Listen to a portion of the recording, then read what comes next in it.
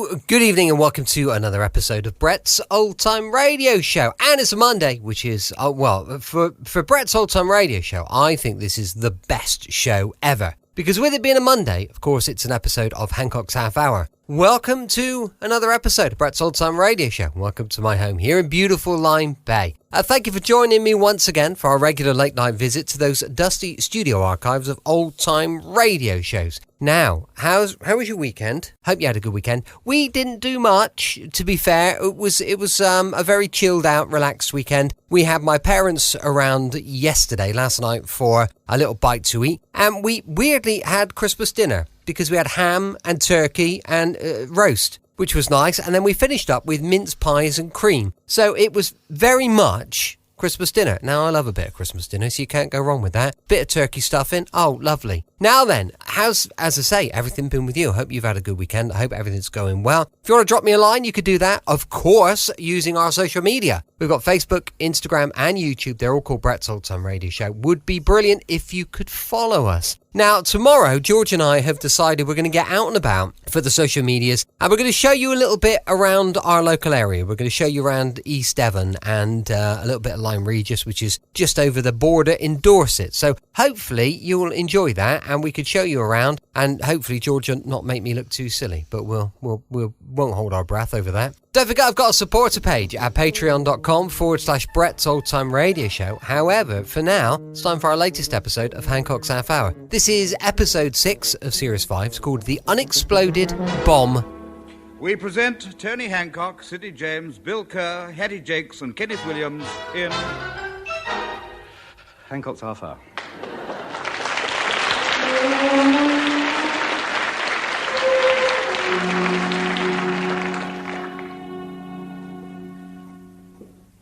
Oh, Mr. Hancock, what a delightful meal this is. I really must congratulate you. Oh, my dear Vicar, it's a pleasure. So glad you could come to dinner. We don't often get the opportunity of entertaining a member of the clergy in my humble abode. Yes, it's most gratifying to converse with one who is so up on the theology and ecclesiastical chat as your good self. Isn't that right, everybody? Yes. Oh, yes. Oh, yes. Most charming. Thank you very much. I do enjoy the personal contact with my parishioners. I try and visit them in their homes at least once a year. And why not? Must cut down on the old grub bills at home, I always say. Yes, well, it isn't the prime reason for my visits. No, of course not. It was just a little joke on my part. I am a comedian, you know. Oh, yes.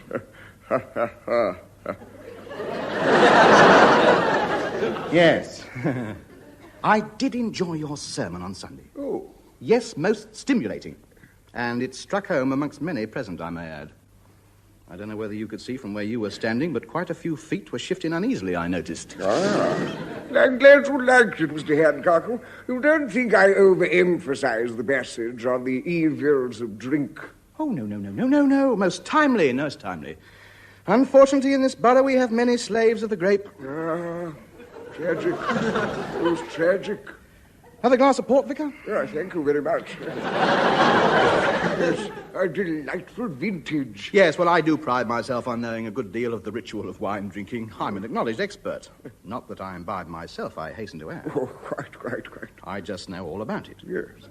How many different brands of wine do you have in your cellar? Oh, 2. Red and white. Oh, and a bottle of half and half.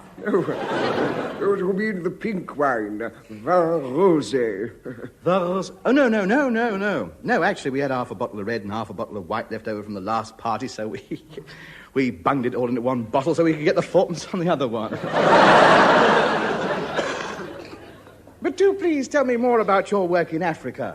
For sure, I'm not boring you. No, not at all. We'd all be most elevated. Bill. Is he gone? No. Oh, dear me, was that your foot? I'm so sorry. I must apologize to my friend, Vicar. He drops off. Very unfortunate head wound he received in the war. Yeah, a waff sloshed me with a bottle of... Yes. Oh, yes. Yes, a waff. Yes, a West African hussar, that is. Accidentally hit him with his spear. Terrible blow, terrible blow. How is the berth stroganoff? Oh, excellent, excellent. A most delicious dinner altogether. I must congratulate the chef. Oh, thank you very much, Vicar. I do my best with the limited means at my disposal. It's very difficult cooking a 5-course meal with only one saucepan. So if you find a piece of beef in the jelly, you won't blame me too much. Yes, yes. Well, I gave all my saucepans away during the war. I gave them so many they made half a Spitfire. Hancock's Reply, it was called. Old Schicklgruber had reason to fear my contribution, I can tell you. Yes, the war. You weren't living here during the war, were you, Mr. Hancock? No, I applied for overseas posting as soon as the war started. Ah, how brave. Where did you apply for? Bermuda. Oh, I was there all during the war. Terrible hazards we underwent. Men dropping like flies. Rum poisoning and sunstroke. It was terrible. Saw a U-boat surface once, but we all hid in the hills and he went away. But it shook us for a minute, I may say. Yes, it would do. It did. What about you, Mr. James? Are you in the forces? To me? You were in uniform? Oh, yes. Had arrows all over it. Yes, it was the dress uniform of the Sherwood Yeomanry. Oh. Foot regiment with a very fine tradition. My efforts were, of course, confined to the home front. Yes, indeed, yes. It must have been quite nasty here at times. Yes, it was. We had many narrow escapes, as I suppose you must have had. Oh, my word, yes. I remember one when they threatened to send us back to England. Panic right through the island. Half of us went native. They couldn't find us anywhere. That's war, a terrible thing. Quite. I wouldn't like to go through it all again. It was the bombs we had to cope with most. The church roof suffered a blast, you know. But we're still repairing it. You got any lead on it? Oh, no. We dispensed with lead. So many thieves were after it. Yes, I know, terrible. No principle, some people. More rice pudding and evaporated milk, Vicar. Oh, no, thank you, my dear. I can't stand the sight of rice. We get so much of it outside the church, you know. Where do you think we got this? Ow! I'm sorry, was that your other foot? Well, would you mind if I had your portion? No, not at all. I love rice pudding. True. She's always got a bucketful brewing on the stove. Her eyes will start turning up at the corners soon, you mark my words. Yes, we suffered a lot of damage in these parts with the bombs, you know. Ah, yes, the air raids. I know just what you must have gone through. I went through it myself. We had a leaflet raid on the island once. Shocking damage. Quite a lot of the chaps got hit with bundles that didn't open. If we'd been Americans, we'd have got the Purple Heart. No doubt. Yes. They dropped quite a few unexploded bombs in this area, I don't know. Is that a fact? Yes. They found an unexploded bomb only a fortnight ago. That's half a mile from here, I believe. Yes, I read about it. They had the bomb disposal squad down. That's right. Oh, brave chaps. I was in the bomb disposal squad in Bermuda. I well remember 10 of us were called out one night to dismantle a firework. It was a trick piece, a jumping jack it was. We didn't know where it was going to go. Still, we kept in our tanks with the hoods. All right. It's a bread pudding, Vicar. No, thank you very much. Well, would you mind if I had your... It's all right. Go on, get it down. There'll be none left but gannets. I had a bit of experience with bombs myself. I took a civil defense course. I was in the ARP, you know. Oh, the old harp. A piece of cabinet pudding, Vicar. Oh, shut up. Stone me, no wonder you don't sleep. Great heavy pudding lying on your stomach. If you come walking past my room tonight with your arms stretched out in front of you, I don't care what they say about waking them up, I'll yell right down your ear-hole. I'm sorry about this, Vicar. She's a bit of a handful, as you can see. Well, I need a drink after that. Sid, pour us out a toddy. Done left, boy. We drunk it all. Oh, well, I'll just have to go down into the wine cellar and get another bottle. Of course, I've got crates down there, all vintage, you know. Is it old vintage? Oh, no, swipe me, yes. Some of it's over 6 weeks old. The good stuff, that is. The potato wine, that's a bit young. A fortnight ago, it was still in the ground. I'll see what we've got for you. Come, William, to the wine cellar. William, to the wine cellar. Oh, hey, has he gone? Yes. Wait till I get him down in the cellar. I'll have a bottle of Grave across your head, mate. Excuse me, Vicar. Sidney, you'll entertain the Vicar while we're corking the wine, won't you? Certainly, mate. Tell me, Vicar, there's a man interested in church architecture. How much lead do you reckon there is on that big Gothic one round the corner? Tub, what do you want me to go down to the cellar for? There's no wine down there. There never was. Don't give me that. You've got something down there, I know that. Every time you go down to fill the coal scuttle up, you come back reeking. Yeah, well, that's mine, Tub. It's all in a good cause. What have you got? There's a bottle of Arab Burgundy I picked up at Port Said on the way over. I bet that's strong. Strong? They use cast iron corks. That'll be all right. As long as we keep the label turned our way, you won't know. Now, go on. You go down first, because I'm frightened of the dark.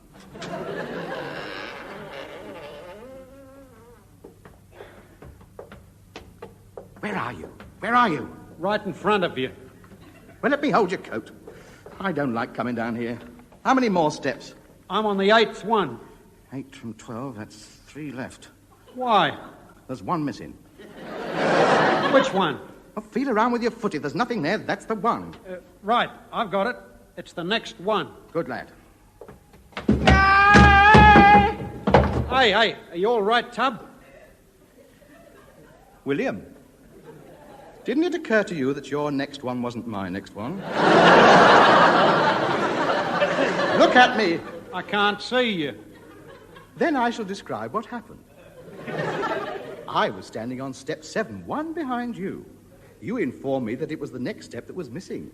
Whereupon I put my leg over step 8 that was there, looking for step 9 that was not there, landing on step 10 that was there, but isn't now because it collapsed under my weight, which accounts for my present position buried up to me waist in half a ton of best kitchen nuts.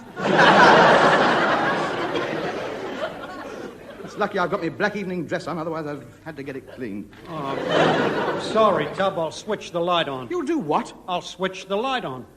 You mean we've been falling about here in the pitch black and there's a light down here? Yeah, I had it put in when I had to keep coming down for the coal. Well, why didn't you tell me? I forgot. You forgot. Oh, I'm sorry, Tub. Never mind, William. We all make mistakes. I made one once. When? The day you walked in front of me car and I pulled up. Oh, yeah, I remember. Now, help me up and put that light on. Ah, that's better. So, this is the cellar. I've never seen it before. Haven't you? Well, let me show you around. That's the floor you're standing on, and there are the walls. And don't tell me that thing above me is the roof. Hey, you sure you haven't been down here before? No. I used to work for an estate agent. They taught me all about it. It's very roomy, isn't it? Almost as big as a bedroom. Yeah. Now, you can move your bed down here tomorrow. Now, I'm letting your room. What's that up there in the ceiling? Oh, that's the manhole. You remember when you bought the place, it was just a jagged hole and you put a cover on it. Oh, yes. Well, what's that thing stuck in the floor underneath it? What thing? That thing. The big metal thing with the fins on it. What's this chalk writing on the side? 1942, Gottstraff, England, Heil Hitler. Is this yours? No, I don't know what it is. I just use it to strike me matches when I'm having a smoke. But look, there's great big dents all over it. Oh, yeah, that was me. I was trying to break it open with a pickaxe. You hit it with a pickaxe? You fool! Fancy doing a thing like that. Not ours, you might have damaged it. Somebody might come and ask for it back. Oh, no, Tub, they can't. 1942. If it's not claimed within 6 months, it becomes the property of the people who find it. It's ours, Tub. Oh, good. I've always wanted a metal thing with fins on. Buffoon. Buffoon. Buffoon. What good is... Do you mind? What good is it to us?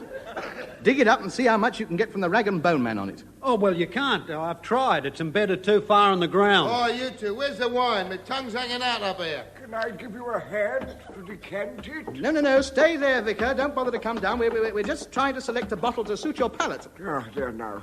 Oh, he's down. Now, good heavens! What? Stand back. What is it? What's wrong? Over there, sticking out of the floor, an unexploded bomb. Yes, it's ours. We're claiming it. Treasure trove, you know.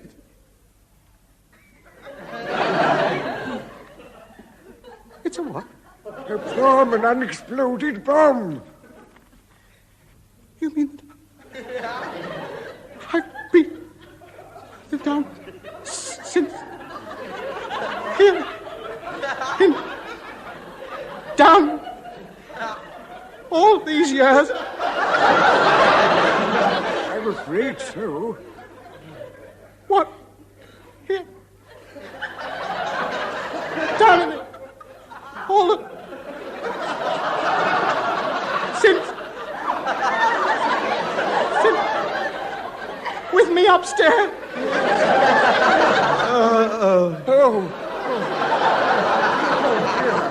I don't think Mr. Hancock is feeling well. Perhaps you ought to sit down. Yeah, come on, Tub, sit down, have a rest. Come on, old son, over here. Thank you. Not on the bomb!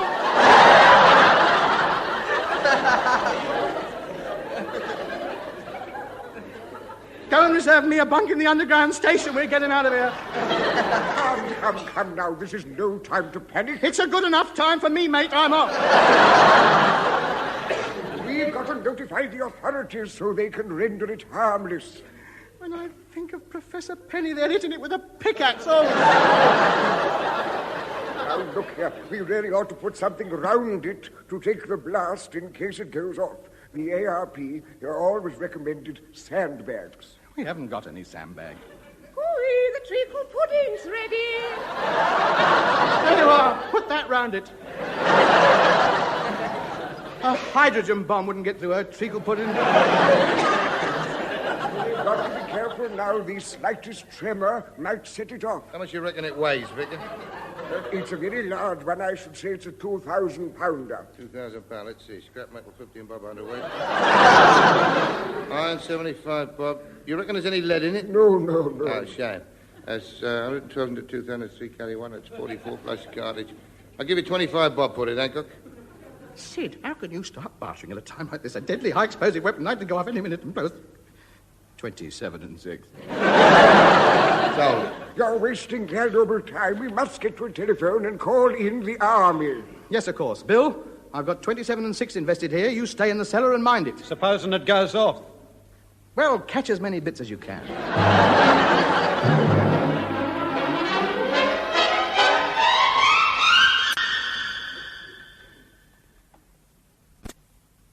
Hello, Fred. This is our lucky day. They found an old unexploded German bomb in Hancock's cellar. What do you mean, so what? Use your loaf, boy. Haven't you always said if we could pull Hancock's house down, what a wonderful used car lot we could make? Well, then, if we play our cards right, we don't have to pull it down. Look, there's two things that can happen. One, the army gets the bomb out and Hancock's got a house. Or two, they explode it and Hancock hasn't got a house and we've got a used car lot. Somehow I think the army's going to have trouble with that bomb. Start buying cars, son. Start buying them.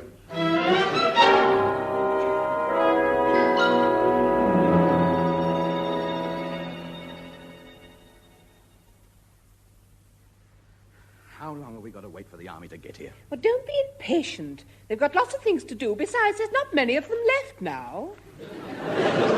Well, surely they can scrape together half a dozen from somewhere. I expect they're all down the dance hall, flashing their 10 quid a week about.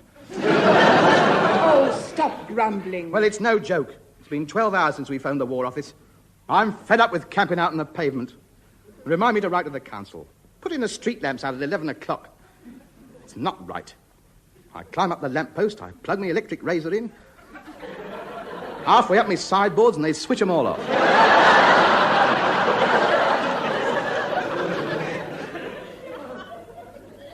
To put no finer point on it, it is a dead liberty. Why don't you spare a thought for poor Bill keeping guard over it? Oh, he's all right. Danger is only feared by people of high intelligence and imagination. He'll be snoring away, dreaming of cowboys and Indians. He doesn't know what it's all about. Hello, the army, they're here. All right, chaps, all out. The place. Look lively and we'll be home in time for breakfast, eh?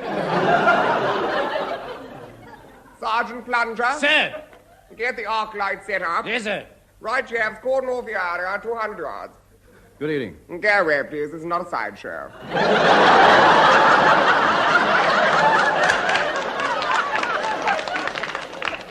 Can't be responsible for civilians. This is an army show. Roger? No. Anthony Hancock. Roger's my brother. There won't be many people who know about that. We don't want civilian chappies cluttering up the target area, eh, what? Right, go home to bed. That's a good chap, eh, what? What's the point of going home to bed when I'm likely to be blown out of it? I just wouldn't be comfortable. Oh, I see. It's your house the little beggar's hiding in. Yes, that's right, yes. 23 railway cutting. Oh, bang on us. Now, you can come and share. That's where it is. Not me, mate. I had enough of it during the war. I did my bit. Overseas, I was. Really, sir? I didn't realize you were an old war horse. Oh, yes.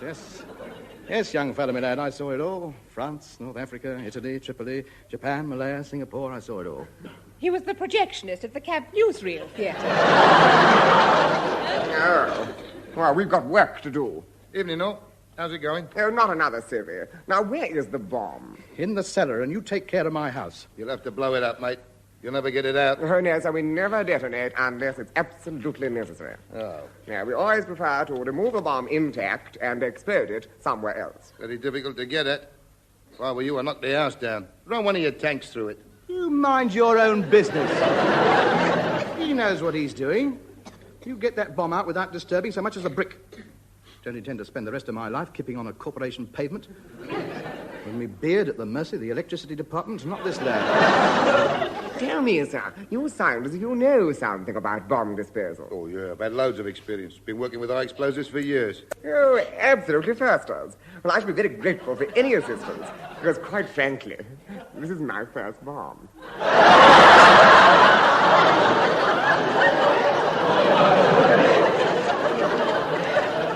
Get away. Yes. I'm with the catering corps, actually. I knew that as well. I've only been in a week. Because the older chaps didn't want to come. You know, their D-mob's coming up shortly, and they didn't want to take a chance. So they asked me if I'd come. Wish I knew something about it, eh, what? Well, I think it's very brave of you. Oh, it's a bit of sport, isn't it? A bit of a laugh. Us university wallers love it. One gets so fed up with pajama parties, doesn't one? Now listen, mushers. I refuse to have amateurs tampering with my bombs. I want a fully paid-up bomb man. Oh, don't be a spoil sport. You're all going to get experience. You should go to spread your wings a bit. If you touch that bomb, we'll all be spreading our wings. Don't worry. This gentleman has promised to help out if I go wrong. Certainly, mate. Thing to do is evacuate the whole road and blow the house up. Never. You can't touch that house. It's protected. That house is of historic interest. I say, is it really? Yes, it is. That is the finishing line of the Cheam pancake race, that is. You blow it up, mate. It's an eyesore. It's an architectural disgrace to the borough. Lowers the tone of the old district. What we could do with it is a nice big used car lot. Go on, boy, blow it up. You can't blow it up. There is a human being inside there. Is there? Well, I say human being. He's on the voters' list. Why, of course, that does alter things. I think we'd better have a look at the beast and size up the situation. Sergeant Plunger? Sir? Did you bring my swagger stick? Yes, sir. Good. I might have to poke the wretched thing a bit. And put the duck boards across the garden. I've got my suedes on.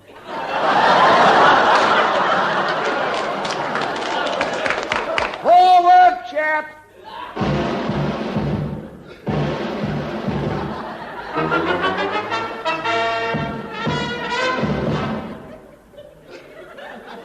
It's down in the cellar. See that? You never get your cranes down there, boy. You blow it up, son. Ooh, knock the house down, get it out, I don't mind. Either way will do. Hasn't it occurred to you that he might be able to disconnect it, render it harmless, and leave it there? I say that's an idea. No, it's not. You can't render that type of bomb harmless. It works on an air spring. The slightest move and it'll go. That is definitely a blower-upper, not a leave it where it is. Yes, but mind you, we could... Who is the expert here? Well, you are. Well, shut up then. Come on and get cracking. Excuse me, Lieutenant. I thought you and your men might be hungry, so I've made a fresh bucket full of spotted dick. Why, thank you very much. Don't take any. She'll be most upset if you take any. That's her breakfast. Come on, now. Did we go down to the cellar and take a look? Oh, yes, splendid.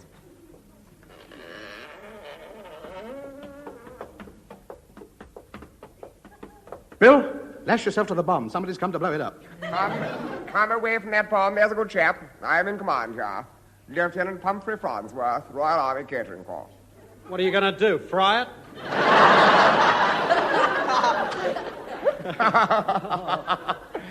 Put that man under close arrest, Sergeant. Hey, now, wait a minute. I'm not in the army. Thank goodness for that. Now, let's have a look at this naughty little bomb. Yes. Which is the bit that goes bang?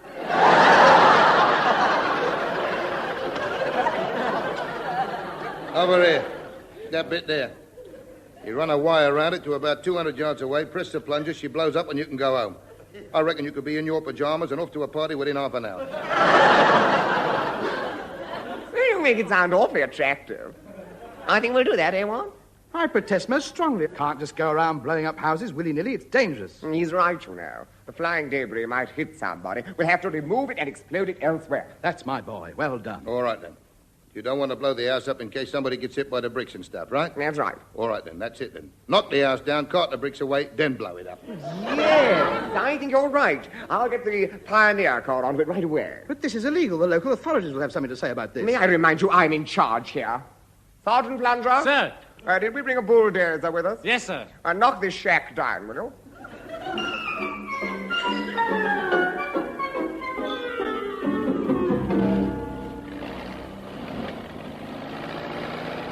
I can't look. Look at me, mock Tudor gable lying in the dust. Stand back. Oh, no! Not me asbestos conservatory with the imitation grapevine. All these treasures lost to the nation forever. Well, that's it. So much for the house. It didn't take long, did it? Half of it fell down when we took the front door off.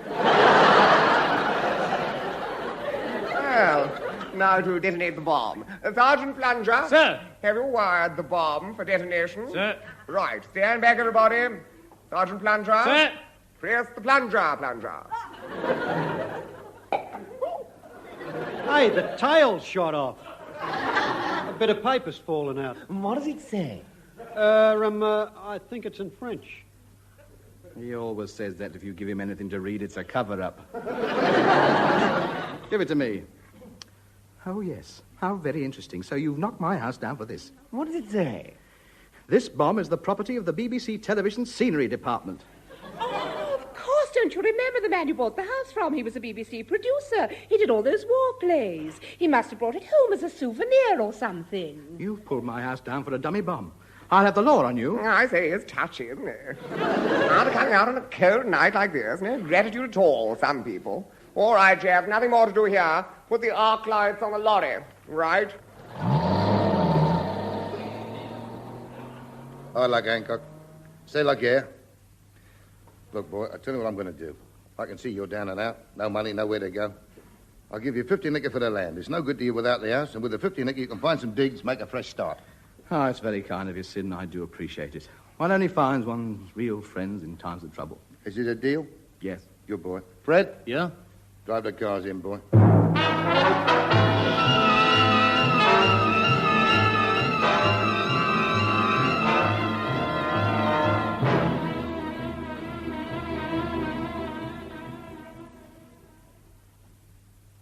Here we are, Fred. The Sydney James car mart. What a beautiful sight. 20,000 nickers worth of second-hand cars piled nose to nose. What a bit of luck they found that dummy bomb. Here, Sid. Was that dummy bomb like this one here? You'll blow me another one. That bloke must have been collecting them. Got strafe England, Heil Hitler. Are you sure it's a dummy, Sid? Of course it is. Unscrew the tail. You see the label inside. Here, Sid. Listen. Run for it!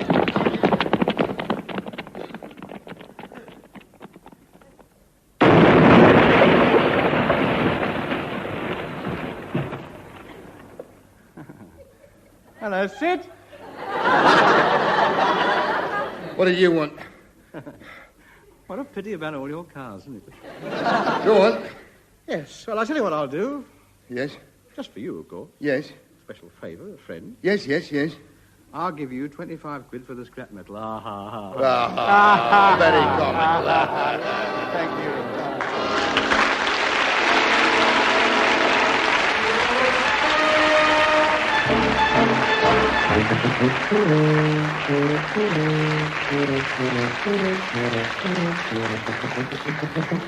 Theme and incidental music composed and conducted by Wally Stott. The show written by Alan Simpson and Ray Galton. The program which was recorded was produced by Tom Ronald.